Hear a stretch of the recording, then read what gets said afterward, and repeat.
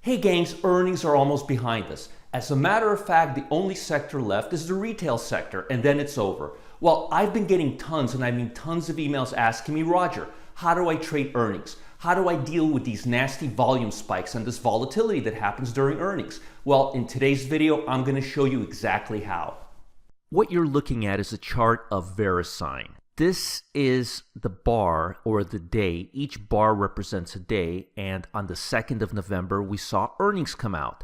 Before earnings came out, the stock was trading below the 50-day moving average. This is the 50-day moving average line, and it calculates the average of the last 50 days of trading action and gives us an average.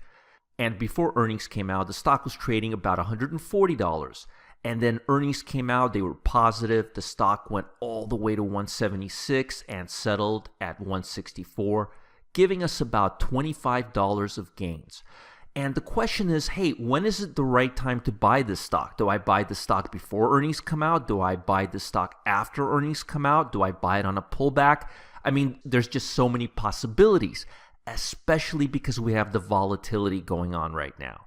So one of the things I look at is how much of a volume spike did we see during earnings, because that has a major factor. And the other factor I want to see is a pullback. We don't want to buy before earnings come out because there's too much uncertainty. We want to wait for the stock to pull back, and then we want to see a reaction back up higher.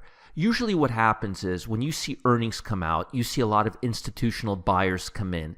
A lot of shares exchange hands, but then after a few days, the stock tends to come down. And I've seen this time and time again, and it comes back to the 50-day line. So what you want to see is the stock pull back, and you want to buy when it goes back above the 50-day line. You don't want to buy before. You don't want to buy right when the earnings come out. You want to wait for price to move back below the 50-day line and then come back up once again.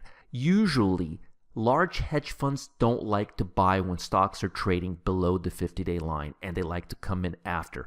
So what you want to do is wait for the price to peak out and then come back below the 50-day line and then start looking for a buy opportunity around here. Hey gang, if you want to learn more about how to trade earnings the right way, I created a super tutorial. It's called the V-Bound Strategy, and you can follow the link below this video and you can check it out now.